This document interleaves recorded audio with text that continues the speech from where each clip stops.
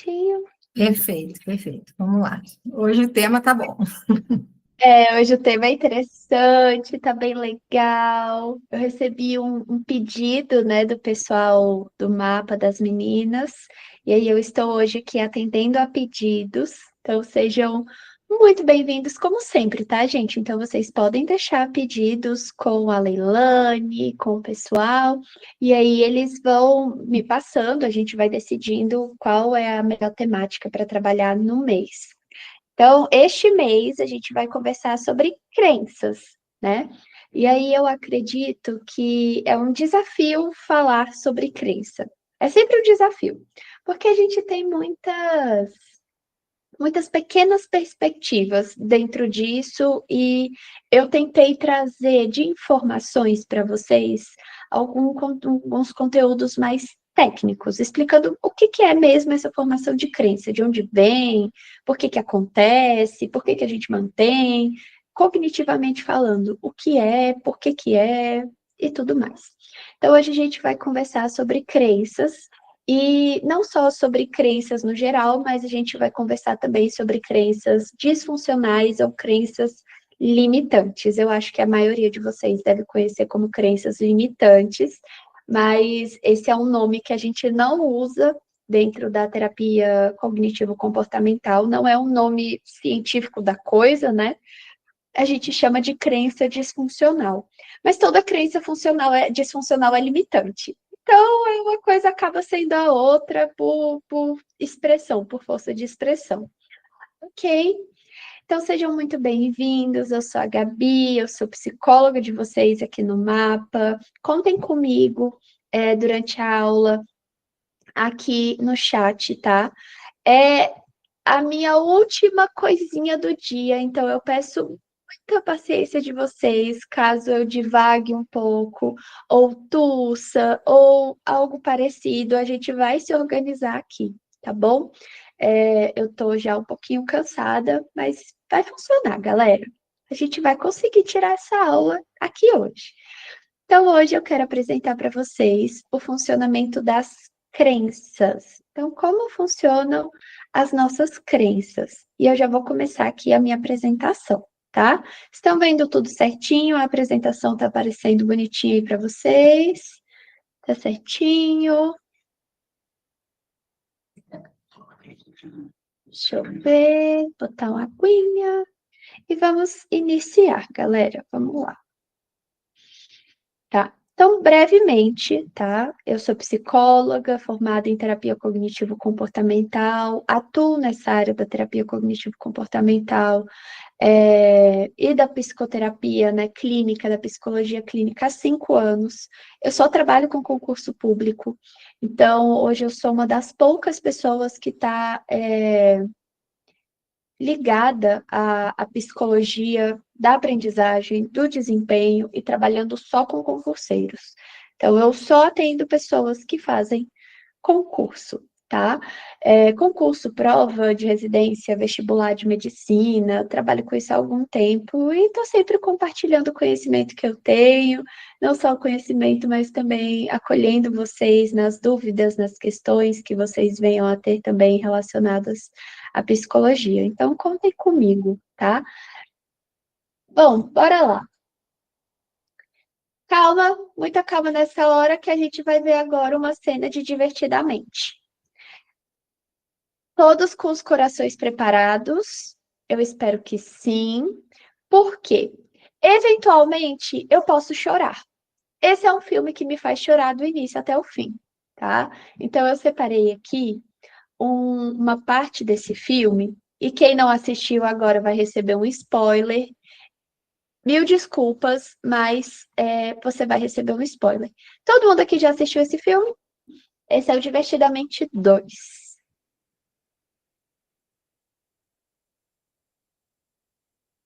Já assistiram? Já assistiram? Não assistiram? Assistiram? Gente, então bora lá. O que que eu tenho para trazer no Divertidamente 2? No Divertidamente 1, a gente conheceu a Riley, que era uma pré-adolescente, então ela estava ali transitando dos 10 para os 11 anos de idade. E começou a ter muitas mudanças no seu corpo e também a ter um acesso mais estruturado às emoções. Explicando brevemente o que isso significa, na psicologia, a gente tem teorias do desenvolvimento humano. E aí, quando a gente fala de criança e adolescente, nós falamos também sobre etapas de desenvolvimento muito rápidas, vamos dizer assim. Então, uma criança passa por etapas muito rápidas quando ela está ali do 0 aos 2 anos de idade, dos 2 aos 6, 5, 6 anos de idade, dos 5 aos 8, dos 9, dos 8 até os 11 anos, e depois dos 11 anos aos 12 anos de idade, essas crianças já são consideradas adolescentes e é outro processo de desenvolvimento. No Divertidamente 2, a gente conheceu outras emoções da Riley, né? Como a ansiedade. E o Divertidamente 2 é um acalento para os terapeutas cognitivo-comportamental. Por quê? Porque ele fala sobre como o nosso sistema de crenças é formado. Teoricamente falando, não tem como a gente dizer que os nossos pensamentos ou as nossas crenças ficam em um lugar específico do cérebro, tá? Não tem como a gente trazer isso. Então, não existe um espaço onde as nossas crenças vão estar.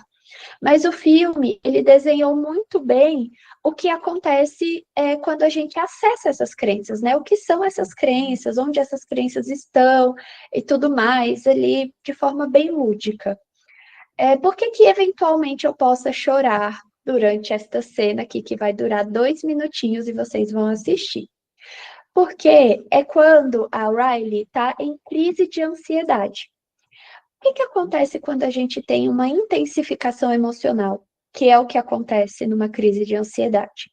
A gente tende a não conseguir racionalizar perfeitamente ou de uma forma adequada, tá? O que é a racionalização? É o processo de compreensão dos próprios pensamentos. Então, eu fico ponderando os meus pensamentos de forma irracional. Às vezes, a gente entra numa crise de ansiedade, eu tenho uma crise de ansiedade por coisas tipo assim: eu não sou boa o suficiente. O que vai ter aqui da Riley é uma crença rígida de que ela tem que ser boa. De que ela tem que ser boa, eu sou boa, eu sou boa, eu sou boa. E no momento em que ela teve a crise, aconteceu um problema enquanto ela estava jogando hóquei, se eu não me engano, que é um esporte muito praticado lá nos Estados Unidos.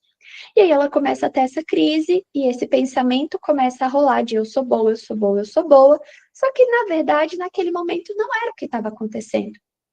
Quando a gente tem uma rigidez de pensamento, muito rígido numa coisa, as nossas emoções também não podem trabalhar, porque a gente não consegue acessar essas emoções. E aí nós entramos em contradição. É como se o nosso corpo realmente desse uma pane, pifasse, entendeu? Isso é uma crise de ansiedade. Você sente tanto essa sensação de luta ou fuga que vem da ansiedade e do medo, e a única saída possível é a paralisação. A gente chega num ponto da ansiedade em que esse é o único comportamento que você vai conseguir ter. E foi o que aconteceu aqui nessa hora. O que acontece? Quando, quando a Riley está tendo crise, dentro da cabeça dela, lá na central de comando das emoções, quem está na emoção principal ali, né, comandando tudo, é a ansiedade. Só que a ansiedade começa a ficar tão agitada, tão agitada, tão agitada que ela paralisa. Nesse momento aqui, vocês não vão ver isso. Vocês vão ver a emoção a alegria, né, que é uma personagem, não necessariamente a emoção, começando a trabalhar com essa ideia de contestar ou de acessar outras crenças da Riley, ok? Então vamos lá, torçam para eu não chorar. Vamos lá, que eu não quero chorar aqui com vocês. Vocês estão ouvindo? Dá para ouvir? Ou não? Não? Não, Deixa tá eu ver sem, se tá sem áudio, Gabi. tá sem áudio. Deixa eu ver se eu consigo trazer o áudio daqui do meu microfone para vocês. Deixa eu ver. Alto-falante. Deixa eu ver se vai dar agora. Bora lá. Conseguem ouvir agora? Ainda não. Ainda não? Tá. Então, vamos sem áudio. Não tem necessidade do áudio. Eu queria que vocês escutassem para dar mais emoção. Mas, não tem problema. Aqui, pronto. Acho que se você projetar o vídeo sem ser no slide, ele aparece o áudio. Eu não sei se você tem também. Eu acho que vai ficar complexo. E eu já perdi um tempão. Mas não precisa do áudio, de verdade. Não vai ter diálogo. Mas qualquer coisa eu explico para vocês. Então, mas tá dando para enxergar o vídeo, né? Sim. Beleza. Então vamos lá.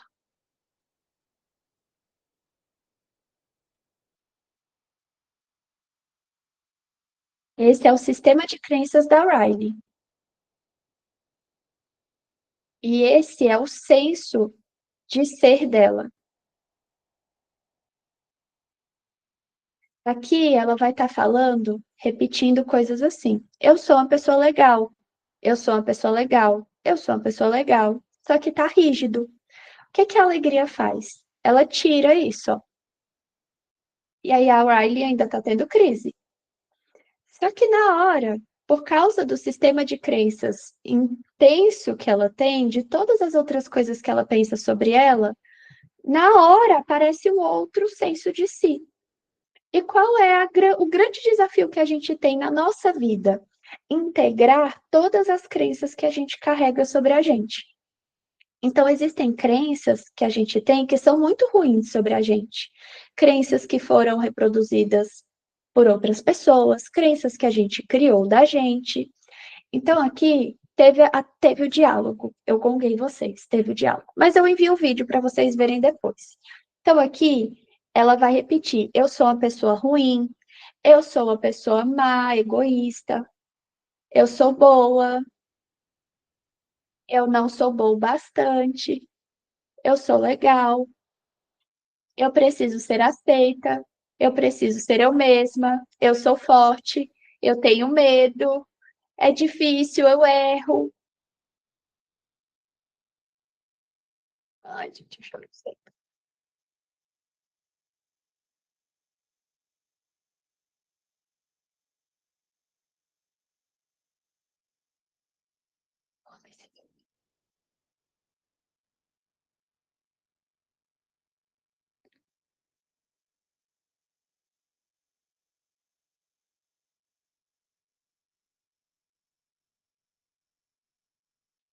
A visão de túnel que a gente tem quando está ansioso. É exatamente assim também. E aqui ela começa a criar uma estratégia de enfrentamento da emoção que ela está sentindo, que está muito intensa. Então, o que que acontece? A gente tem um acolhimento de todas essas percepções que eu tenho sobre mim, todas as emoções se abraçam ali, né? Dizendo que você está segura, você está sendo acolhida, está tudo bem, e ela consegue se recuperar. Aqui ela respira e ela faz uma técnica que a gente chama de grounding, na TCC também, na psicologia, que ela identifica texturas, ela observa coisas ao redor dela para desfocar da sensação intensa que ela está sentindo de emoção no corpo. Quando a crise de ansiedade está acontecendo, o nosso coração acelera, a respiração fica assim, a gente hiperventila, acha que não vai conseguir respirar, que não vai ter respiração, aquela sensação de morte. Às vezes começa a se coçar, às vezes tem algum outro tipo de questão, por exemplo, a visão de túnel. Então, a minha visão, ela fica muito especificada numa coisa só. Então, eu preciso entender, voltar de novo as minhas expressões corporais para fora, tá? Explicando um pouquinho de divertidamente. Se eu pudesse, eu dava aula com divertidamente. Eu botava aula aqui para você, o filme para vocês assistirem e explicar passo a passo do filme o que acontece. Mas isso daqui, ó. Volta mais. Isso daqui. Volta, caramba. Esse é o sistema de crenças. No início do filme, no meio do filme, a gente tem ali um lugar que parece um rio, um riacho. E ali tem várias bolinhas. Foi mostrado aqui, ó. Deixa eu ver aqui. Ó, essas bolinhas aqui, ó, que formam conexões. Isso daqui foram eventos que a Riley viveu na vida dela inteira. E esses eventos foram transformando as crenças que ela tem sobre ela mesma, sobre as outras pessoas, sobre o mundo. Então, assim, isso daqui foi para, né, ser didática com vocês com relação a crenças. O que que é? São pensamentos que eu tenho sobre mim. São interpretações que eu tenho sobre quem eu sou. Então, Epiteto é um grande filósofo, né, de uma linha filosófica que faz parte da TCC. Eu esqueci o nome da linha, como eu falei para vocês. Peço perdão, porque a minha cabeça já está mais ou menos, não está tão boa assim. Então, não são os fatos que nos perturbam, mas a forma como os interpretamos, né? Gente, vamos lá. Essa linha filosófica está bem alta hoje em dia. Eu esqueci o nome. Começa com E. Quem lembrar aí pode me mandar aqui no chat. Então, não são as coisas que acontecem com a gente, né? É a forma como a gente interpreta essas coisas que às vezes vai nos causar algum tipo de mal, ok? Essa é uma premissa gigantesca que a gente carrega dentro da terapia cognitivo-comportamental e a gente eu consigo estender isso para outras abordagens filosóficas e terapêuticas também dentro da psicologia. O que a gente percebe da vida, ou os julgamentos, as formas como a gente vai ali detalhar, explicar, exemplificar o que está acontecendo com a gente, é o que vai causar emoções. Estoicismo. Exatamente, isso mesmo. Viu? Eu lembrava que era com E, mas eu não lembrava o resto. Então, faz parte da corrente filosófica do estoicismo. Dentro da TCC, a gente aprende muito isso, a ser mais estoico, né? Eu não controlo nada, e o que eu posso controlar, eu vou controlar, eu vou olhar para isso. O resto é o resto. E como eu interpreto as coisas que são controláveis ou incontroláveis? É isso daqui, né? São as interpretações que a gente faz. Dito tudo isso daqui, essa introdução gigantesca que eu fiz para vocês, eu quero explicar para vocês o que são crenças dentro da TCC. Então, são estruturas cognitivas que organizam essas interpretações e os nossos comportamentos. São pensamentos. E na TCC, a gente tem uma hierarquia, tá? Dessa cognição. Então, aqui a gente vai ter pensamentos automáticos, crenças subjacentes, que são pressupostos e regras, e algumas crenças nucleares ou esquemas nucleares que a gente carrega com a gente. Então, não são só crenças básicas, não são só pensamentos básicos, mas a gente avalia, terapeuticamente falando, qual é o nível desse pensamento que você tem sobre você. Por exemplo, algumas vezes eu penso que eu sou meio burra, que eu não consigo aprender alguma coisa. Mas se alguém me questionar se eu penso isso mesmo sobre mim, eu vou falar que não. É só a força do hábito. Ah, eu sou meio burra. Eu não penso isso sobre mim. Eu não me acho burra. Inclusive, uma das coisas, né, uma das características onde eu pauto muito da minha autoestima é na minha inteligência. Então, eu me acho inteligente.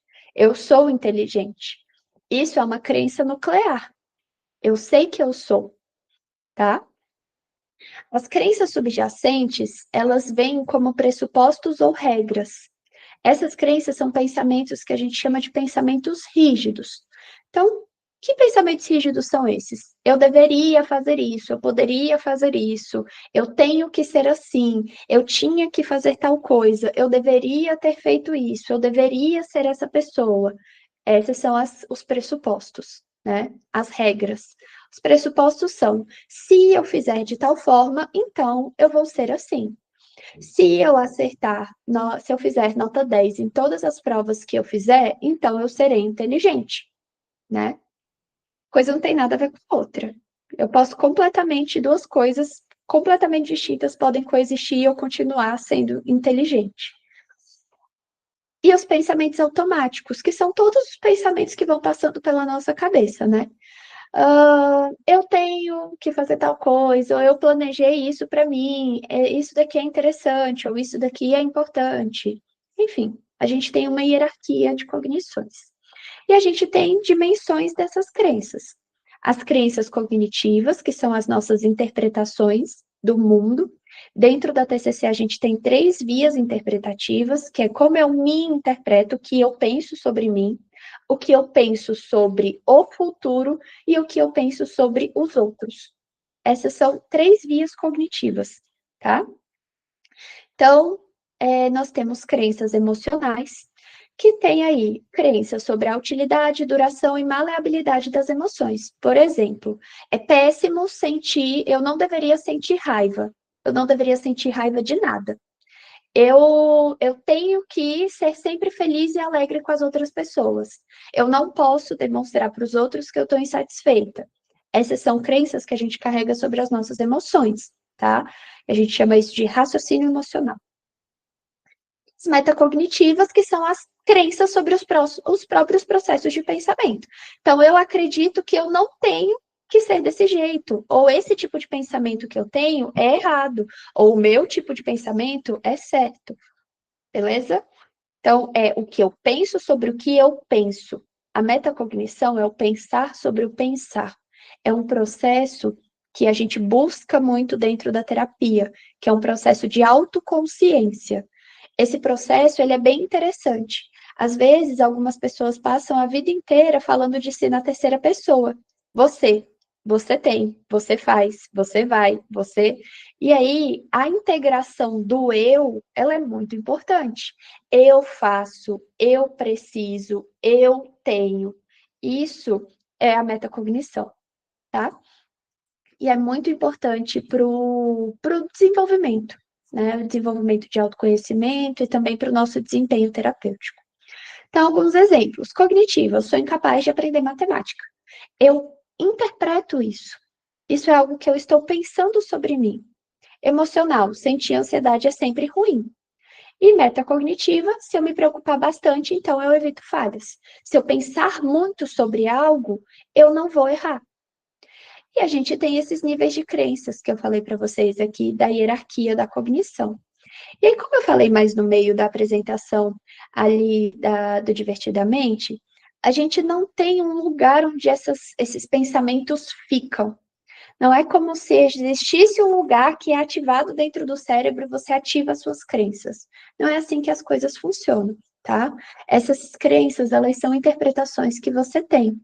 Às vezes, elas nem precisam de gatilhos ou fatores desencadeantes para acontecerem.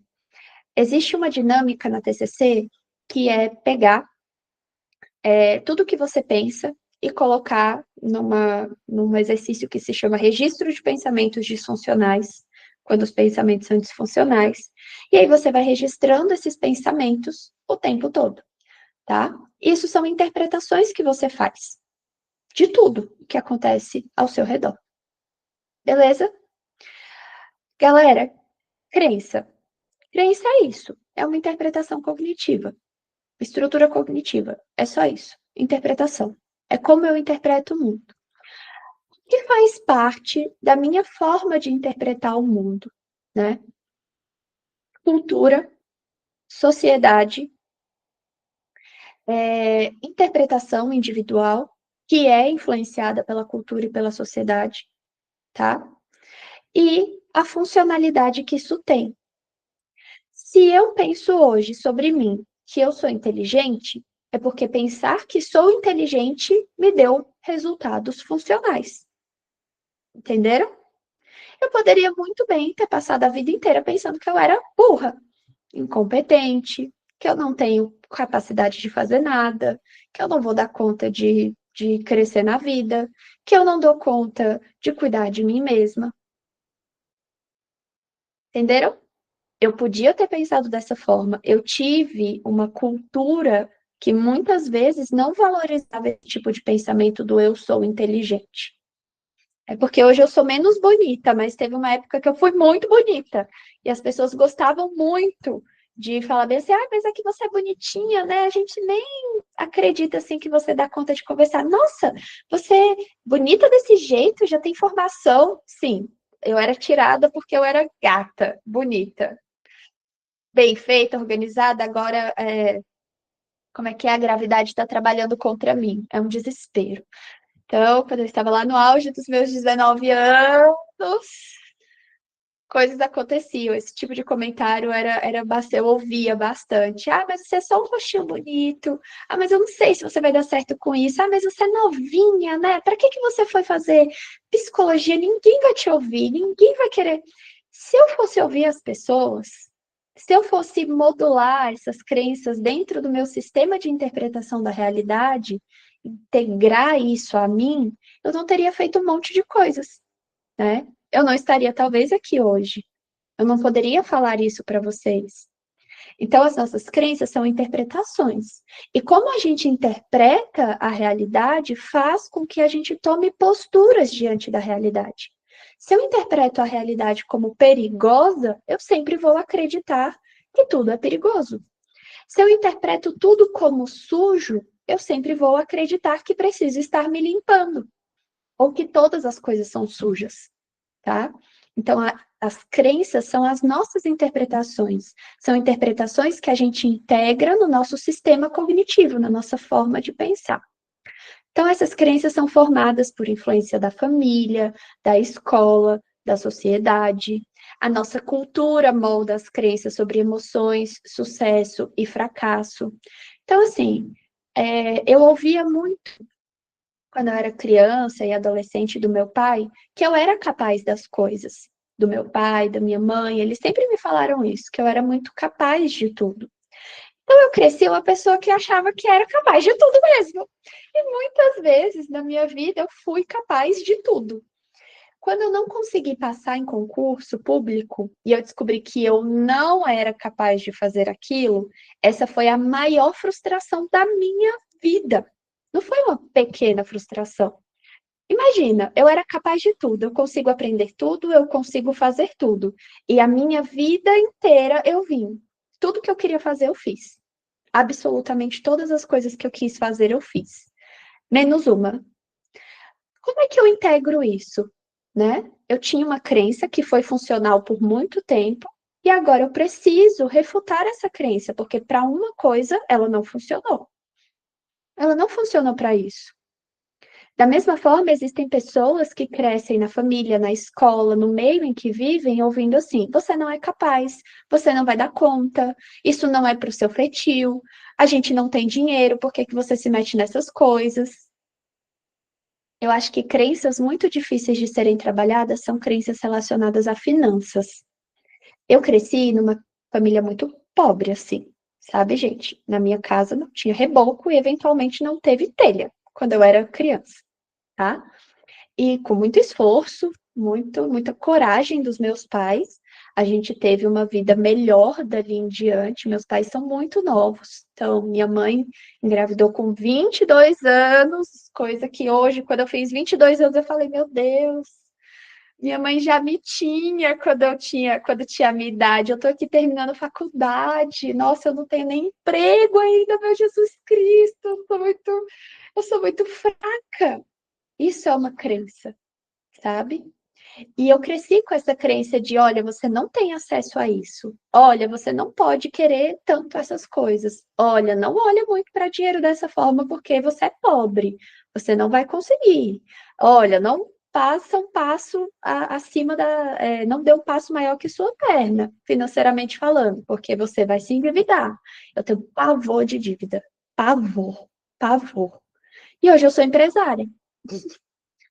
Ser empresário, né? E para fazer qualquer coisa, você sendo pobre e ascendendo financeiramente, a gente precisa fazer dívidas. Dentro do Brasil, as coisas funcionam assim.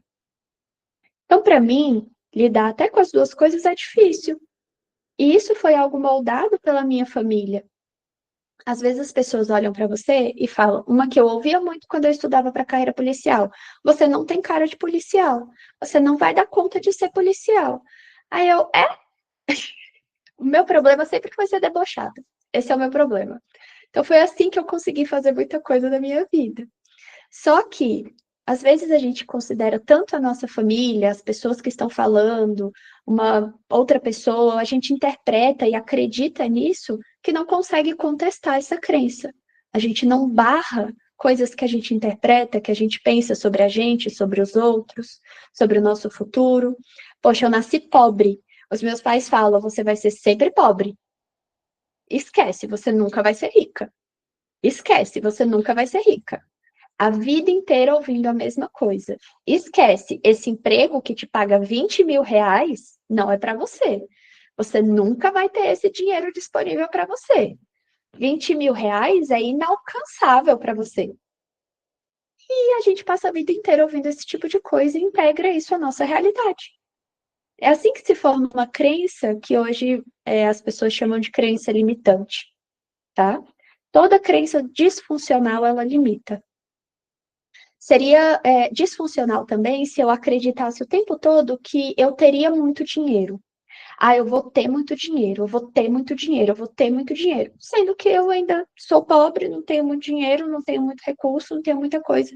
Mas eu vou ter muito dinheiro. Então, por ter muito dinheiro, eu vou fazer essa dívida aqui. Eu sei que fazendo essa dívida aqui, que é milionária, eu vou ter muito dinheiro. E vou conseguir pagar. Isso também é disfuncional. Eu não sei se eu vou conseguir pagar. Eu não tenho aquilo disponível e às vezes foge do meu escopo de atuação, tá? Então, muitas crenças são herdadas socialmente, fruto de confiança nessas pessoas que são autoridades. E crenças ruins não surgem apenas por irracionalidade, mas por confiar em fontes pouco confiáveis. Não sei se vocês já passaram aí pela internet por uma trend que é assim. Às vezes eu esqueço que essa também é a primeira vez dos meus pais vivendo. É a primeira vez de todo mundo na Terra. Ninguém está sabendo exatamente o que fazer, sabe?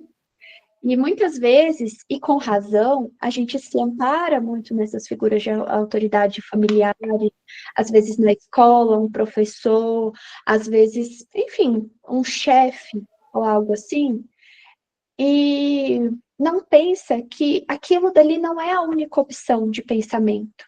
Às vezes a gente não para e pensa que existem outras formas de pensar, né? Não é tão simples assim, do jeito que eu tô falando. Ah, Gabi, é só pensar diferente? Claro que não. Claro que não. Por ser debochada, acreditar em tudo que eu penso, eu quebrei a cara 355 milhões de vezes. E feliz, alegre e contente. Já passaram a perna em mim, financeiramente falando, já se aproveitaram da minha boa vontade, moralmente falando. Então, não é uma coisa como se a gente tivesse, né, uma certeza. Essa certeza não existe. A gente vive sempre na incerteza. A única certeza que vocês podem ter, assim, confiar, felizes, alegres e contentes, é que vocês vão morrer. Todo mundo aqui vai morrer. Se Deus permitir, todos nós vamos morrer. Então, é o ciclo da vida. É o que a gente pode contar daqui para frente. Às vezes isso causa medo em algumas pessoas, às vezes isso causa um alívio. Ok, vai acabar, um dia acaba. Mas sempre dá medo, né? Não sabemos que dia vai acabar. Pode acabar em qualquer momento, né? Pode acontecer qualquer coisa. Então, assim, vai acabar. A gente só sabe disso. E é ruim pensar nisso, porque é a única certeza e você também não pode se preparar para essa certeza. Não tem como você saber que dia vai acontecer, como vai ser, o que vai ser, de onde vem, para onde vai. Então, aqui eu separei um pouquinho o que são essas crenças funcionais e as crenças disfuncionais. As funcionais, elas são crenças flexíveis, adaptativas e que favorecem o enfrentamento. Como posso melhorar meu desempenho com o treino? Se eu treinar, eu posso melhorar. As crenças disfuncionais, elas são rígidas, absolutistas e causam sofrimento. Se eu errar uma questão, eu sou um fracasso total. Eu nunca vou ser aprovado. Se eu não ficar revisando esse assunto específico aqui, a minha prova vai ser uma ruína. E as crenças ruins, que são retiradas de um livro muito específico, falam sobre ser falsas ou verdadeiras. As nossas crenças podem ser falsas ou verdadeiras. A gente acredita no que a gente quiser. Mas muitas vezes essas crenças ruins, elas são injustificadas diante das evidências. Então, assim, quem garante que você não pode ganhar 20 mil reais por mês? Quem garante que você vai ser servidor público? Quem garante que você não vai ser? Ninguém pode garantir nada, ninguém pode falar que vai ou não vai. Mas às vezes, quando é o seu pai, a sua mãe, um professor, uma figura de autoridade falando, você acredita. E acredita mesmo. Nossa, eu nunca vou ganhar tanto. Realmente, eu nunca vou conseguir passar no concurso tal. Tem sentido. Se é o meu pai, a minha mãe, o fulano de tal falando, ele sabe mais de mim do que eu mesmo. Entenderam? Então, as nossas crenças são a nossa forma primordial de interpretação de tudo. Pensem no seguinte: eu falei para vocês que eu acredito que sou inteligente. E grande parte da minha autoestima é baseada nisso. Um problema que eu tenho com a inteligência é validação acadêmica. Eu amo uma validação acadêmica. Você bota assim, Gabi, nossa, isso daqui, essa tese que você apresentou, eu vou ficar tipo assim. Vou ter validação acadêmica o tempo todo? Não, não vou ter. Né? Se eu viver a minha vida esperando essa validação acadêmica em todos os lugares, eu tenho uma crença disfuncional sobre a minha inteligência. Isso é disfuncional. Eu acredito que sou inteligente, mas essa crença não funciona. Ela não me traz satisfação. Ela não favorece o meu enfrentamento. Porque eu só sou inteligente se eu tiver validação acadêmica. Esse é um exemplo. Ok, gente? É assim que funciona. Então, o que faz a gente manter essas crenças? Alguns vieses cognitivos, tá? Que são erros de pensamento, como a catastrofização, pensamento dicotômico, filtro negativo. Então, catastrofização. Ai, todo mundo vai ver que eu não sou inteligente se eu errar uma questão na prova. Pensamento dicotômico. Ou eu acerto 100% da prova, ou eu sou burra, eu não sou inteligente. Filtro negativo. Hoje eu só acertei 10% eu só errei 10% das questões, eu não fiz 100% ainda. Isso significa que eu não estou bom o suficiente. Esse é um viés cognitivo. A gente vai repetindo, às vezes, essas coisas, gente, tanto, tanto, tanto, e repetindo pra gente. O pensamento, ele vai ali sendo repetido o tempo todo, que ele fica rígido. Você acredita nisso.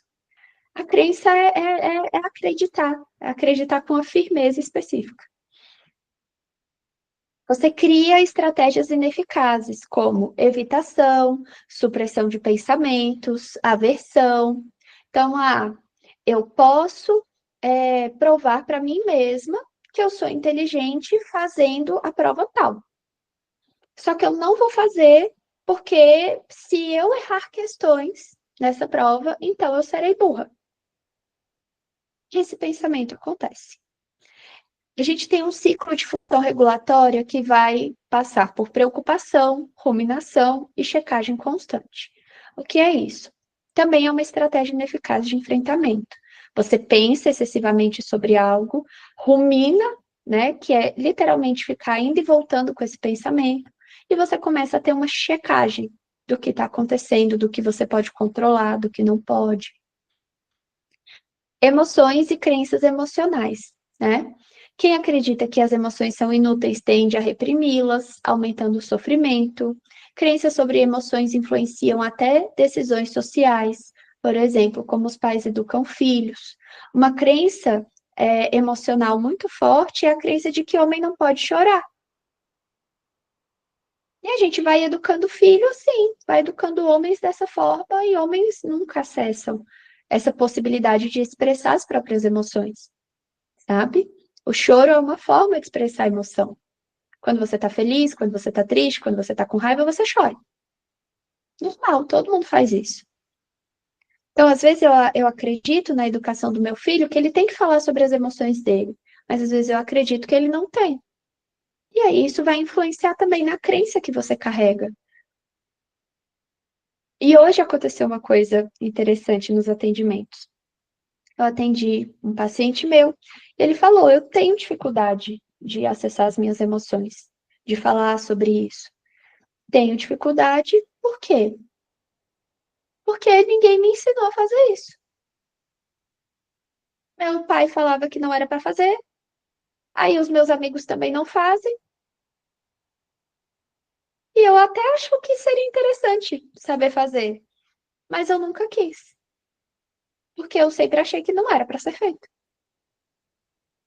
Então, a gente é muito, muito influenciado pelo nosso meio, muito. Às vezes a gente não percebe. E o ecossistema de informação também influencia crenças. Então, quais são as informações que você recebe, né, no seu dia a dia? Aí, são informações que favorecem o fortalecimento de crenças positivas sobre você ou não? Uma questão, uma coisa que acontece com concurso público é aquela coisa de falar assim, beleza, saiu o edital. Aí começa, o governador falou isso, o prefeito falou aquilo. Ah, mas o presidente está fazendo isso. Não, mas aí o governador isso. Não, mas aí o diretor-geral do órgão falou não sei o quê. Isso tudo vai influenciar a forma como vocês se relacionam com o que vocês acreditam. Outra coisa, a FGV é a pior banca de concurso da face da Terra. 300 pessoas falando isso para você. Só para você. Você não vai começar a acreditar? Tem outras 600 dizendo, não, é tranquilo, é de boa, dá para fazer, não tem problema com a FGV, não. Entenderam? Então, com quem vocês estão andando? Quem vocês estão ouvindo? Qual é o sistema de informação que vocês estão recebendo? Né? Às vezes, esse excesso de informação falsa mantém crenças ruins. E por que que é falsa? Não é porque é falsa porque foi fabricada. Às vezes, essas pessoas que estão falando, por exemplo, da FGV, tiveram uma péssima experiência com a FGV. Isso significa que você vai ter uma péssima experiência com a FGV? Se você acreditar no que elas estão falando, provavelmente sim. Você terá uma péssima experiência com a FGV, tá? Então, a gente trabalha na terapia com a ressignificação de crenças e o alinhamento dessas crenças a valores. Então, na TCC, a ressignificação não é apenas um exercício de trocar pensamento, mas um processo teórico estruturado de mudança de significado. A gente vai olhar para essa crença, esse pensamento que eu tenho, por exemplo, sobre conquistas, sobre competência, sobre algum objeto, alguma coisa, e vai estruturar evidências de mudança, tá? A gente nunca trabalha assim. Pense positivo. Troque o seu pensamento aqui por esse daqui. Vê o que que vai acontecer. Sua vida vai ser muito melhor se você pensar dessa forma. Tenta pensar aí dessa forma. A ideia é que crenças centrais, como eu sou inadequado ou o mundo é perigoso, são esquemas cognitivos que filtram nossa percepção e orientam escolhas. Elas nascem de experiências precoces e se tornam implícitas, organizando a forma como a pessoa avalia a si mesma e interpreta os outros, tá? Então, tudo isso é uma grande interpretação. Tem uma frase que eu acho muito boa, que eu guardo comigo, que eu repito muito, é que nossos pensamentos são abstratos, eles não são reais. O que a gente pensa é só uma interpretação. Só.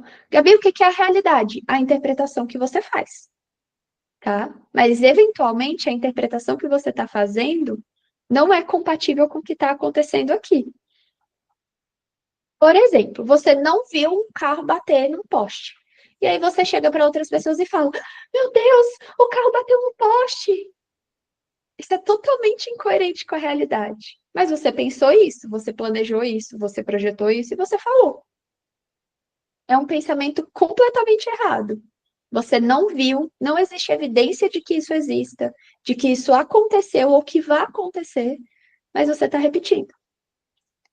Com a subjetividade, tem N coisas aqui relacionadas. Ah, eu comecei a acreditar porque o meu pai falou. Tá, meu pai é uma figura de autoridade. Tem coisas que o meu pai fala que são certas, mas também tem coisas que meu pai fala que são erradas. Será que isso daqui que ele falou é certo ou é errado? E assim, a gente flexibiliza um pouco melhor o que a gente pensa. Por que que essa ressignificação é essencial? Primeiro, pela relação com o sofrimento, porque essas crenças disfuncionais mantêm ansiedade, desânimo, comportamento de evitação, procrastinação, tá? Às vezes você está procrastinando porque está pensando numa coisa muito específica, muito rígida, que não está te ajudando a enfrentar o problema que você tem. Mudança estrutural também, que é o do questionamento da lógica, a evidência a utilidade dessas crenças, produz a reestruturação cognitiva. Isso daqui é uma mudança duradoura que você recebe. A partir do momento que você consegue ressignificar uma crença sua, por exemplo, uma crença muito comum, eu tenho o dedo podre. Eu não suporto quem chega perto de mim e fala, Gabi, eu tenho o dedo podre. Não suporto. Essa é uma crença comum de relacionamento. Eu não sei escolher as pessoas com as quais eu me relaciono. Tudo bem, você não saber escolher as pessoas. Mas isso significa que todas as pessoas que você escolhe, invariavelmente, elas são péssimas pessoas ou que você tem um problema de escolha? Quando você fala eu tenho dedo podre, você está assumindo para si mesmo que tem um problema para escolher. Eu tenho um problema com decisão. Onde eu aponto meu dedo é a pior decisão que eu posso fazer. A responsabilidade é sua, no fim do dia. Então, se você aponta o dedo para a pior opção, você ainda está olhando para as outras opções. E às vezes você pensa, não, esse carinha aqui que passa 5 dias sem me responder, aí me responde no final de semana, no domingo à noite, perguntando se eu quero ir lá para casa dele, depois de ter acontecido o final de semana todo e eu ter ficado desesperada a semana inteira por conta dele, esse é o carinha com quem eu quero me relacionar. Esse é o melhor carinha para mim. É uma crença, né? Então é uma decisão também. E mudar tudo isso é muito importante. Não, eu não vou mais olhar para aquele carinha e falar, é esse carinha com quem eu quero me relacionar. Ah, Gabi, mas me relacionar com carinhas mais tranquilos é entediante. Graças a Deus. Imagina você estar todo dia com uma palpitação diferente no coração dentro de um relacionamento que pode durar anos. Então, existem crenças atrás de crenças nessa daí. E quando você muda, você encontra uma pessoa legal, você aprende a se relacionar de forma mais positiva e saudável. A flexibilização do self, que é o eu, né? Então, a pessoa, você vai deixar de se definir exclusivamente por esquemas antigos, abrindo espaço para novos padrões emocionais e de ação. E isso pode ser assustador, tá? Às vezes você está tão acostumado com uma coisa, você cresceu tanto ali dentro daquela redoma específica, de um pensamento específico, uma coisa tão específica que você não consegue olhar para outra coisa. Então, a ideia é que você consiga se abrir para novas coisas. Isso assusta. Pensar diferente assusta, porque você está abrindo um caminho totalmente diferente. Falei para vocês que eu sou cabeça dura, debochada, da cara de todo mundo, e sempre consigo o que eu quero, né? Ok. Qual foi a consequência disso para minha família, para os meus pais e para minha irmã? Os meus pais vêm de uma tradição familiar de pessoas empregadas. CLT sempre teve um trabalho, um emprego para alguém, tá? O meu pai, os pais dele, né, os meus avós, eles tinham empresa, mas a empresa sempre ia mal das pernas, porque o meu avô era alcoólatra. E aí sempre faltava dinheiro. Eu cresci com a crença de que eu tinha que ter um emprego estável. Eu sou de Brasília, para quem não sabe, E eu já falei aqui para vocês, a gente nasce, cresce, passa em concurso e morre. É assim que as coisas acontecem para quem nasceu aqui. Então, todo mundo, é muito comum, não vou falar que é todo mundo, mas é muito comum você crescer, principalmente se você vem de um padrão de vida mais baixo, ouvindo que concurso público é a única saída. Gente, minha mãe tem 53 anos hoje, se eu não me engano. Ou 54. Até hoje, o sonho da vida dela é passar no concurso. O sonho da vida dela, ela já realizou vários. Ela já teve filhas lindas que se formaram, ela fez a faculdade que ela queria, ela é mestre naquilo que ela queria, ela tem mestrado. E ainda hoje, o sonho da vida dela é ser servidora da Secretaria de Saúde. Entenderam? Isso foi projetado em mim. Só que eu nunca quis ser servidora pública. Nunca fez parte daquilo que eu acreditava para mim. Aí eu fui empreender. E os meus pais macetaram isso do início até o fim. Hoje eles ficam orgulhosos porque eles sabem que eu sei me virar. Mas foram, tipo assim, 8 anos disso, de vai fazer concurso, deixa de fazer concurso, a única saída para você é concurso público, se você não fizer concurso público, todo dia. Eu não podia, eu não posso reclamar do meu trabalho. Para os meus pais, não posso. Eles não vão falar assim, filha, é normal, né? Ficar frustrada com o trabalho. Faz concurso público. Você tem que sair disso aí. Você sabe que não dá conta de fazer isso, que isso daí é demais para você. Vai fazer concurso público. E assim, as nossas crenças, as minhas, foram moldadas, né? Então, cresci fazendo concurso público. Trabalho com concurso público. Ainda estou envolvida nisso daqui. Se eu sair do concurso público e for trabalhar, sei lá, se eu começar a trabalhar com, sei lá, relacionamentos, que é uma área que eu também sou muito boa. Se eu começar a trabalhar com relacionamentos, sair do foco de concurso público, talvez os meus pais olhem para isso e falem: nossa, olha aí, estava certo. Você já tinha carreira de concurso público. Você já estava nos lugares que tinha que estar. Você já. Entenderam? Eles ficam muito frustrados comigo até hoje. Como eu falei, eu não posso reclamar do meu trabalho. Se eu chegar lá em casa para os meus pais reclamar do meu trabalho, mas por que que você não passa mais uns 2 anos estudando para concurso? É desse jeito, gente. Lá na minha família é assim. Então, isso molda muito do que eu percebo sobre a vida, sobre realizações. Poxa, será que os meus pais nunca vão ficar verdadeiramente felizes com as coisas que eu estou fazendo? Eles ficam, eu sei. Mas eu acredito que eles ficariam, assim, excessivamente felizes e muito orgulhosos de falar para todo mundo, tipo, minha filha é concursada. Ó, minha filha é concursada. Se eu fosse concursada. É uma ferida em mim e também é uma ferida neles. Eles tiveram que lidar com muitas frustrações também com relação a mim. Eu arrisquei muito.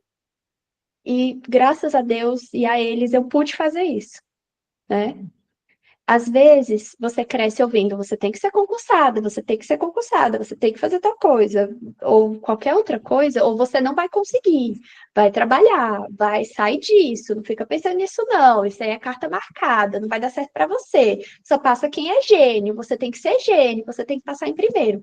Às vezes você escuta tanta coisa, integra tanto isso a você, sem nunca contestar, que você também nunca vai se dar a oportunidade de saber como é do outro lado. Entendeu? Naquilo que você realmente quer viver. E é aqui que você tem que começar a flexibilizar isso. Não é como se um dia você flexibilizou o pensamento e pronto, flexibilizei e agora eu entendo. Eu ainda fico muito chateada quando os meus pais viram para mim e falam: você tem que fazer concurso público. Mas eu já entendo que tá tudo bem. Não preciso fazer concurso público. Eu tenho emprego, me paga bem, trabalho home office. Ou eram as coisas que eu queria: receber dinheiro, trabalhar em casa e ter trabalho. Não depender de ninguém. Entenderam? É um grande alinhamento com o que é importante para você. Então, mais importante do que pensar certo ou pensar a coisa certa é agir com coerência com aquilo que você mais valoriza na sua vida. O que é que você valoriza? Eu queria um emprego, home office, que me pagasse bem. Era o que eu valorizava. Como eu consegui isso? É o que eu estou fazendo hoje. Se eu quiser, eventualmente, trabalhar em outra área, home office, e ganhar ainda melhor, eu vou fazer outra coisa. Então, a gente precisa ter um alinhamento com os nossos valores, tá? Então, quando você ressignifica uma crença por outra, isso precisa estar muito alinhado com o que faz sentido para você. Assim, você tem um guia de direção da sua vida, tá? Que vai além das coisas que vocês estão vivendo agora. O que para mim é muito importante, conforto. Eu quero uma vida confortável. O que é importante para vocês? É só estabilidade financeira? Que às vezes, passando um concurso de prefeitura que paga R$ 2.000, você vai ter estabilidade financeira. Então, para mim é importante ter uma vida confortável. Para mim, às vezes, é importante dar orgulho para os meus pais. Para mim, às vezes, é importante ter realização pessoal, ter realização profissional. Para mim, é importante ter validação acadêmica. Tem coisa maior, tem validação acadêmica maior do que você passar numa prova? Não tem. É o auge da validação acadêmica. Mas como é que eu estou organizando o que eu penso com aquilo que eu valorizo?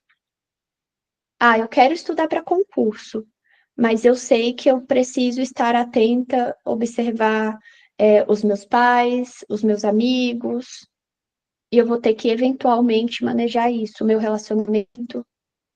Tudo que eu faço, algumas pessoas podem achar isso péssimo. Eu acho que é normal.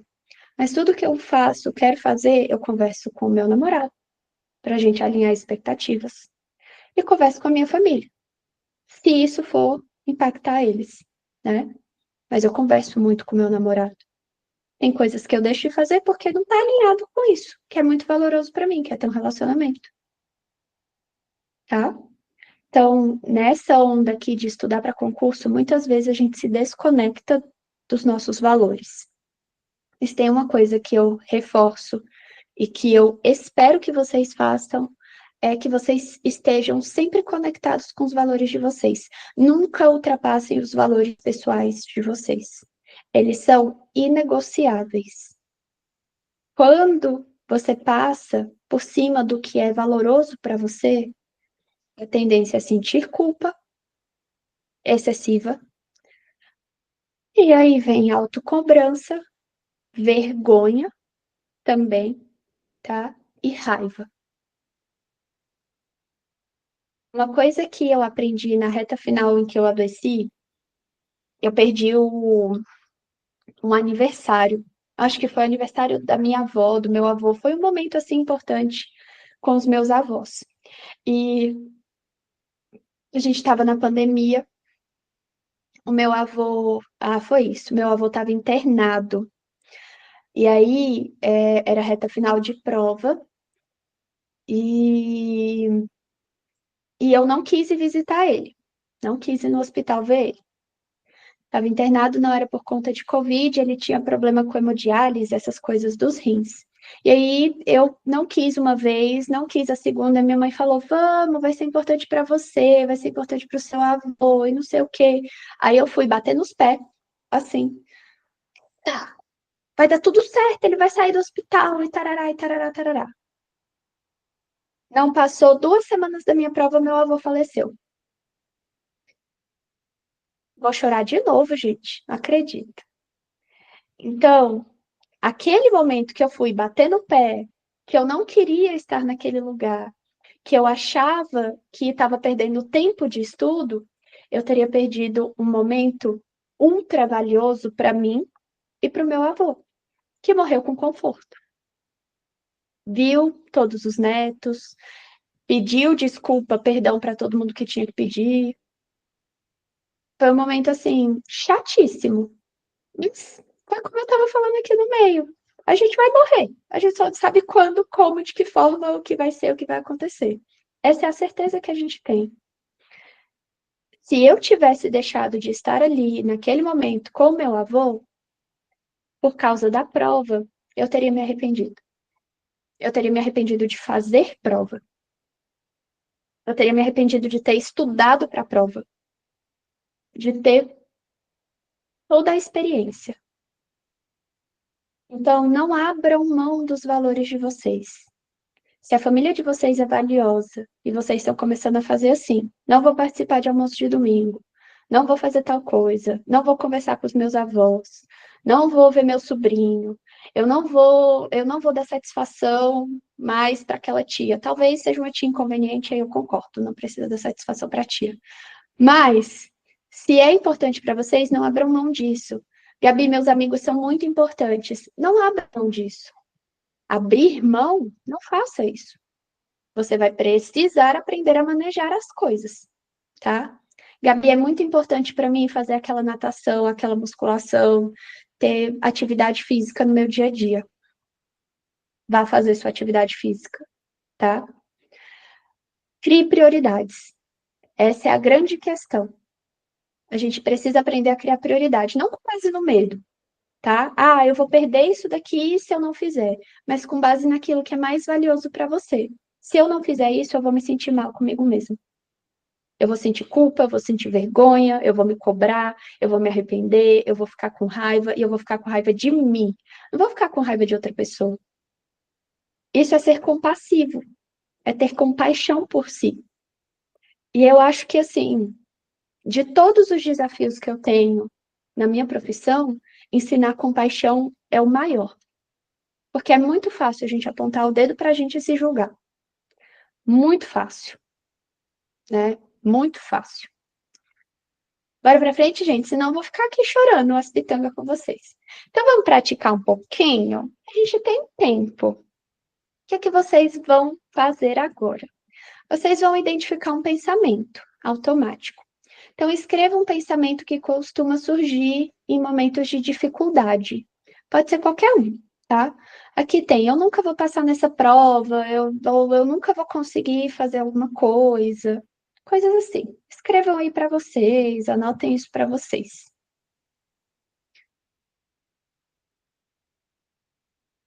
Um minutinho.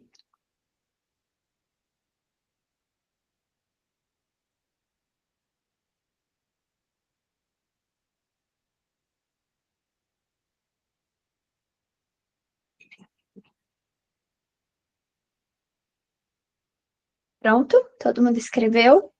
Se alguém quiser compartilhar aqui, pode. Então, a gente vai explorar essa crença, esse pensamento, né? Pergunte-se, se isso for verdade, o que significa sobre mim? Então, tá, eu nunca vou passar nessa prova. Se isso for verdade, o que isso significa sobre mim?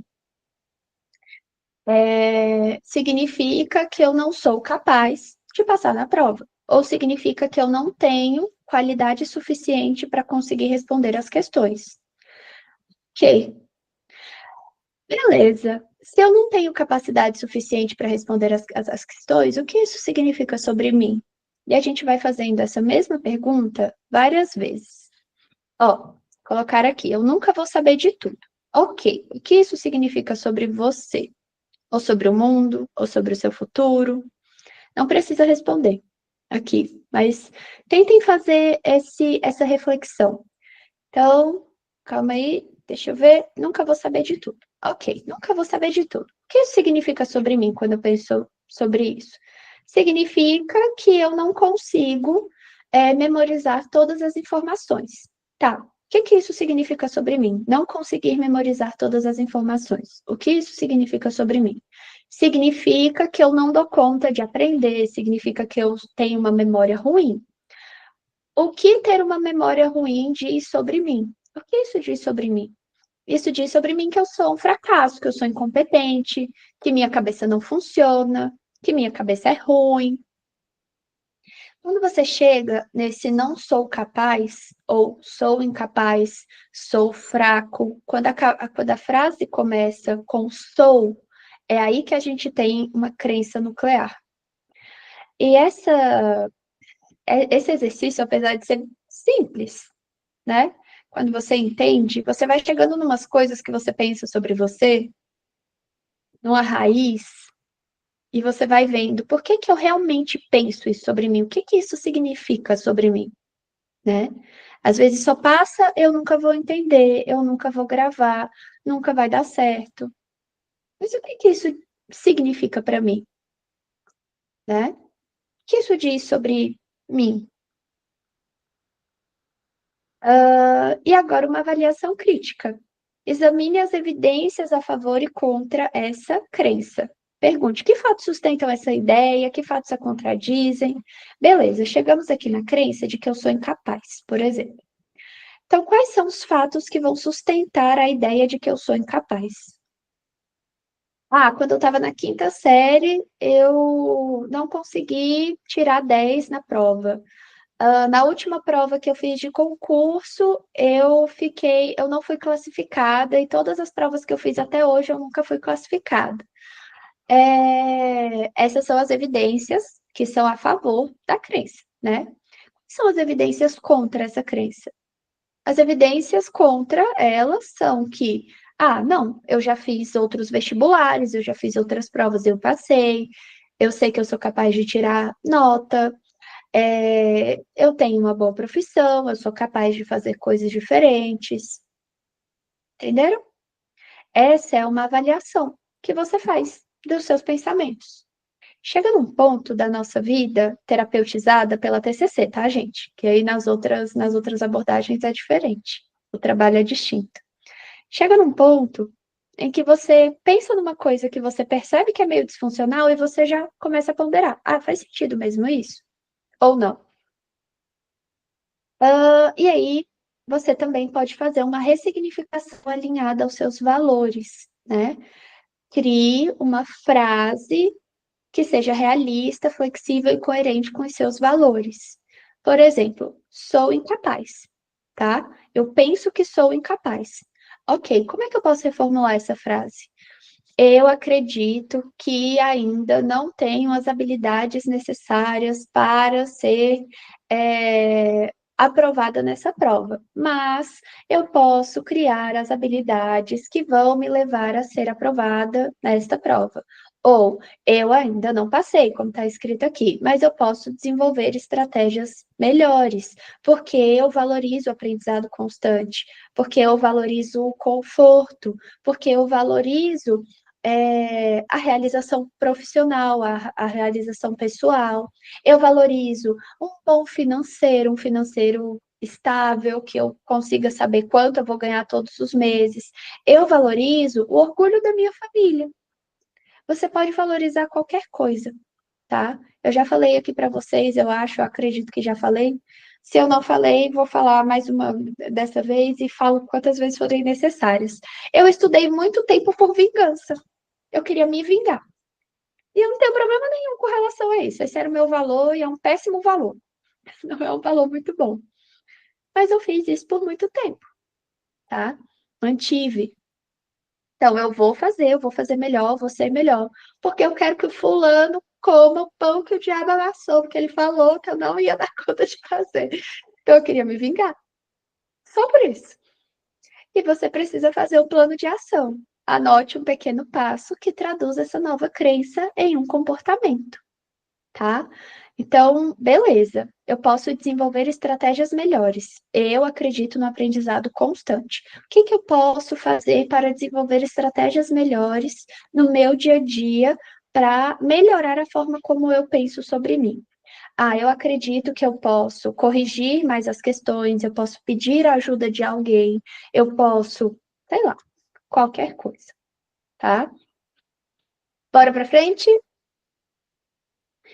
Então, gente, ressignificar significa reconstruir esses significados e não apenas pensar positivo.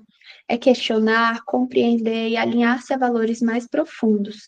E como você está reconstruindo coisas, às vezes você precisa quebrar outras. Esse é o processo doloroso. Esse é o processo que dói. E é para isso que existe a terapia, para te ajudar, principalmente, a conseguir superar essas dores, tá? E a fazer coisas diferentes, fazer coisas novas. Então, uma coisa que eu faço todo dia no meu trabalho é incentivar as pessoas a fazerem coisas novas. É muito legal. Então, chegamos ao fim. Estou aqui aberta às dúvidas de vocês. Esses daqui são os meus meios de contato. Vocês podem me mandar mensagem. Mandem aqui no chat, ou então peçam a mãozinha aqui para falar. O que vocês acharam? Gostaram dessa aula? Foi uma aula de revelação. Eu falei sobre a minha vida para não usar exemplo de ninguém. Então, eu falei aqui um monte de coisa que aconteceu comigo na minha vida de concurso. E como as nossas crenças, elas se relacionam com isso. O primeiro passo, como eu falei lá no começo, é você precisa ter mais consciência do que você pensa, do porquê você pensa nessas coisas, do porquê você acredita nisso, de onde é que vem isso e como é que você vai alinhar isso à vida que tem significado para você. Não sei se vocês já ouviram falar do Jordan B. Peterson, mas ele tem, acho que é esse livro aqui, ó, 12 Regras para a Vida. Tem um capítulo lá que ele fala assim: tenha uma vida significativa, não uma vida conveniente. É mais ou menos algo assim. Então, a gente precisa viver uma vida que tem significado. Uma vida que tem significado suporta tudo, tudo. Outro teórico da psicologia, que é esqueci o nome dele, o criador da logoterapia, ele escreveu um livro que se chama Em Busca de Sentido. Ele foi preso durante a Segunda Guerra Mundial, nos campos de concentração. E ele fala que um bom porquê suporta qualquer como, tá? Então é isso. Por que você faz as coisas? Qual é o significado que você está levando para a sua vida? E o que você usa para interpretar isso? Quais são os pensamentos que você carrega com você? Essa é a parte mais importante, tá? Frankel, exatamente, esse cara aí mesmo. Esse livro é excelente, tá? É um livro curto, não é um livro longo. Se você gosta dessas histórias de campo de concentração, de guerra, ele fala um pouquinho sobre como ele enfrentou o campo de concentração, né? O que para ele era importante, por que ele se manteve ali. E aí, para dar um spoiler para vocês quererem ler o livro, eu acho que sempre a gente quer ler mais o livro quando recebe spoiler. Ele ficou lá porque tinha a esperança de reencontrar a família dele.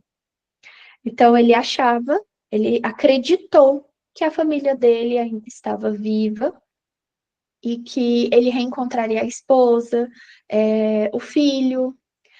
E, assim, esse livro é muito bom. Ele é muito significativo também. Bora, gente! Dúvidas, questões, elogios, críticas, problemas? Pode trazer, esse é o momento, essa é a hora.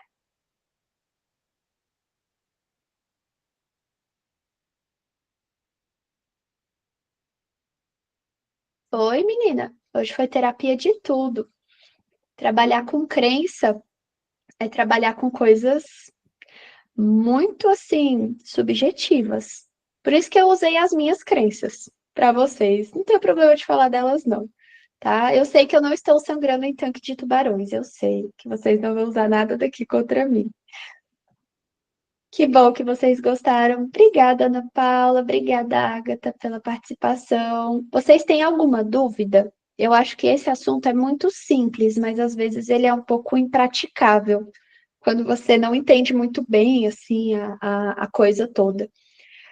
Principalmente esse negócio de ressignificar crenças. Isso é difícil. Isso não é fácil. É difícil ressignificar. Tina, gente, eu tenho consciência disso tudo e faço terapia para ressignificar, mesmo sabendo.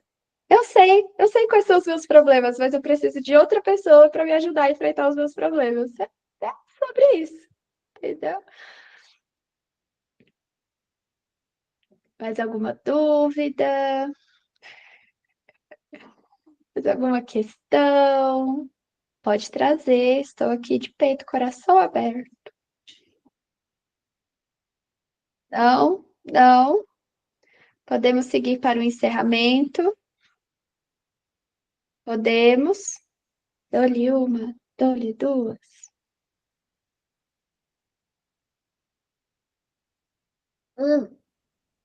E assistam Divertidamente 2. Não deixem de assistir o filme. Eu expliquei a parte principal do filme, que é o final. Agora vocês assistam o filme todinho, aí vocês vão entender o que vai acontecer, como é que é e tal. Não deixem de assistir. Aí lembrem de mim chorando, porque eu sempre choro. Impossível não chorar com Divertidamente 2. E nem com um, eu choro com os dois. Não tem condição. Galera, beleza.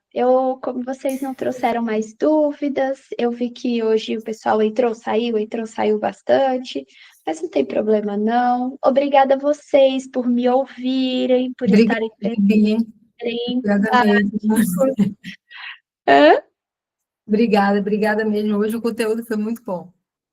Ai, que bom, gente. Eu fico muito feliz, eu fico muito agradecida pela recepção de vocês. Ângel, por favor, veja tudo, vai ficar gravado. Foi uma sessão de falar das crenças da Gabi, das crenças disfuncionais, das crenças limitantes, de como elas se configuram, como começaram, quais foram os impactos. Aqui eu expliquei no exemplo. Crença é bom explicar no exemplo. É muito difícil a gente acessar as nossas crenças, chegar nesse ponto de reconhecer que eu sou tal coisa. Às vezes a gente não se reconhece, né? Às vezes, eu sei que eu sou incompetente em várias áreas, mas eu detesto reconhecer que eu sou incompetente nessas áreas. Eu adoro pensar assim, não, isso é um desafio, eu vou aprender, eu vou fazer. E eu só perco mais tempo fazendo isso, né? Podia ter alguém que é mais competente para me ajudar a enfrentar. Vale, pensem sobre as crenças de vocês. Pensem sobre isso e façam terapia para receber auxílio nesse desenvolvimento, é importante. Ok? Vale Então, lembrar, Gabi, também que quem tiver dica ou se alguém quiser algum tema, colocar lá para a gente que a gente leva até você para você preparar. por favor, tá? Então, se você tiver algum tema, alguma coisa que você queira que eu traga aqui para a gente conversar, é só me avisar. Avisa para o pessoal do mapa Uhum. e eles vão me trazer. Eu acho que autossabotagem já rolou quando eu falei sobre síndrome do impostor. Ou não? Falei sobre síndrome do impostor aqui, não foi? Acho que foi. Foi. Comparação. Tá, pode ser comparação, procrastinação também é um tema que eu falo muito. Manda lá pro pessoal. O que tiver mais, a gente vai fazer assim, gente. O que tiver mais, vocês vão receber. Se a autossabotagem já não tiver, ainda não tiver rolado, eu trago a autossabotagem também. Tá bom? Então, um beijo. Vou só fazer os 45. Traga. Vida pessoal, planejamento de estudos. Posso falar também sobre tudo isso. Ai, amo. Muito obrigada. Gente, estou indo. Qualquer dúvida que vocês tiverem, entrem ou em contato com o pessoal do mapa, entrem em contato também comigo se precisarem. Estou aqui, tá? Levem as dicas de vocês, o que vocês querem saber, sobre o que a gente vai conversar, e aí a gente vai organizando e se encontrando nos próximos meses. Então, mês que vem estarei aqui novamente com vocês, mas qualquer coisa estou disponível. Um beijão!